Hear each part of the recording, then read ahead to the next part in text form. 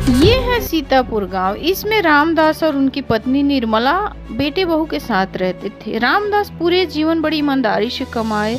जो भी पैसा उनको रिटायरमेंट के बाद मिला वो घर बनवा दिया और बेटे के लिए एक छोटा सा दुकान खोले। सब कुछ तो ठीक था, लेकिन प्रकाश और उसकी पत्नी आए दिन खाली पैसे की कमी दिखाया करते थी। एक दिन प्रकाश आता है और माँ बाप से बिना कुछ पूछे अपना फैसला सुना के चला जाता है। पापा जी, मुझे विदेश जाने का ऑफर मिला है। मैंने दुकान बेच दिया।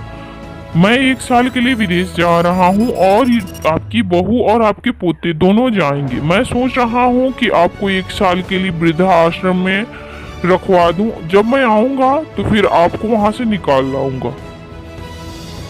इतना कहने के बाद प्रकाश वहाँ से चला जाता है और उसके माँ बाप उसको देखते रह जाते हैं।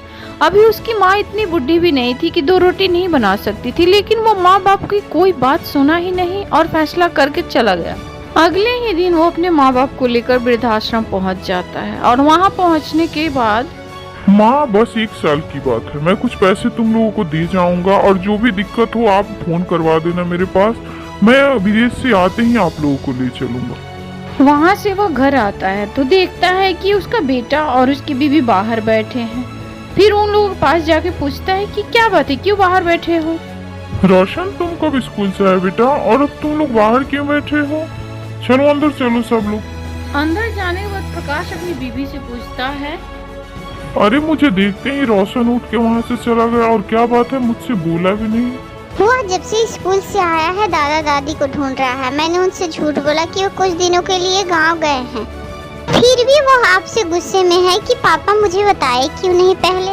समय कहाँ रुकता है, देखते ही देखते 6 महीने बीत जाते हैं, लेकिन प्रकाश अपनी मम्मी पापा का कोई खोज खबर नहीं लेता है, ना फोन करता है। अचानक ही एक दिन रामदास सीढ़ी से उतरते हुए गिर जाते हैं और सर में चोट लगने की वजह से उनका देहांत हो जाता है। वृद्धाश्रम की मालकिन उसके बेटे के पास फोन करती है, लेकिन वो फोन नहीं उठाता है। निर्मला किसी से कुछ नहीं कहती है, बस रोती रहती है बेटे और पति के बारे में सोच सोच के। इधर रोशन के स्कूल से चिड़ियाघर देखने जाते हैं। चिड़ियाघर देखने के बाद उनकी टीचर, बच्चों जू में घूमने में मजा आया, चलो यहाँ थोड़ी दूर पर एक वृद्धाश्रम है, वहाँ भी घुमा के लाते हैं। वहाँ की बूढ़ी माताएं खुश हो जाती है बच्चों को देखकर। जब सारे बच्चे वहाँ जाते हैं तो रोशन देखता है एक कमरे में उसकी दादी खड़ी है। फिर वो दादी के पास दौड़ के जाता है और, दादी दादी आप यहाँ क्या कर रही हैं?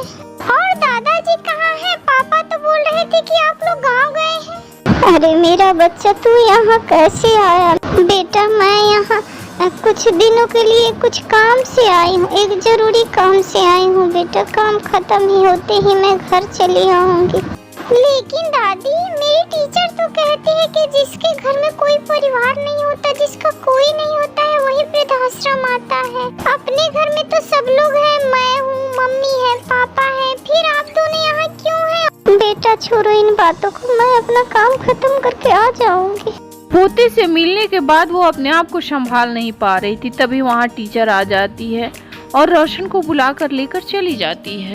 रोशन के जाने के बाद निर्मला बहुत उदास हो जाती है। इधर जब रोशन घर पहुँचता है फिर, अरे बेटा रोशन आ गया। बेटा, पिकनिक में खूब एंजॉय किए ना? प्रकाश और उसकी पत्नी खूब जोर शोर से अपने बेटे का स्वागत करते हैं और बहुत प्यार से पुचकारते हैं और उससे सब बातें पूछते हैं कि कितना एंजॉय किया। लेकिन सारी बातों को नजरअंदाज करके रोशन अपनी मम्मी से पूछ ही देता है, मम्मी वृद्धा आश्रम कौन लोग जाते हैं? जिनका कोई अपना नहीं होता है वही जाते हैं ना? चाहे जिससे कोई प्यार नहीं करता वही लोग जाते हैं ना मम्मी? उसकी बातें सुनकर प्रकाश कुछ समझ नहीं पाता है और बोलता है, अरे बेटा, ऐसा कोई बात नहीं है। कई कारण होते हैं वृद्धाश्रम जाने के लिए।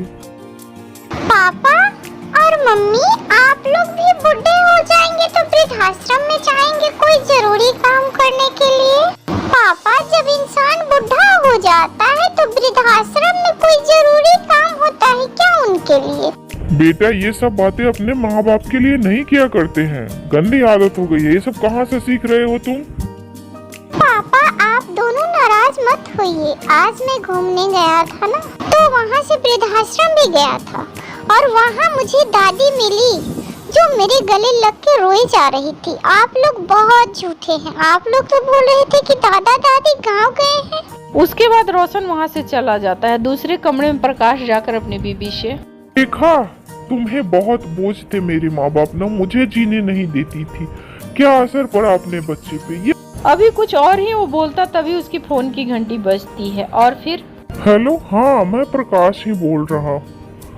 अरे ठीक है, मैं अभी आ रहा हूँ।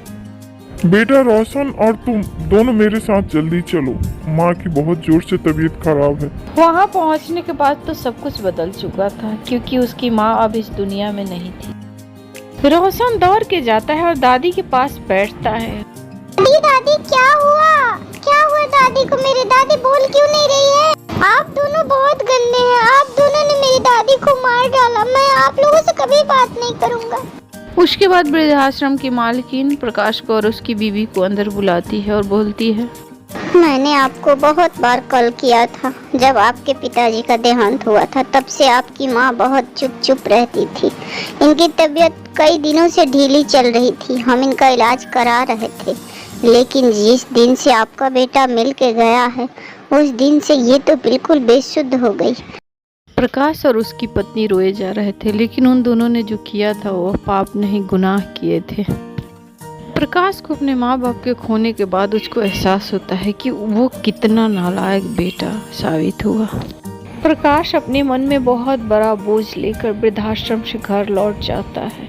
दोस्तों, हमारी नई पीढ़ी में यह कमी बहुत जोरों से बढ़ती जा रही है। दोस्तों, अगर ये कहानी पसंद आए तो प्लीज़ हमें सपोर्ट करें और मेरा प्रोत्साहन बढ़ाएं और अपने माँ बाप का बहुत ही ख्याल रखें। धन्यवाद।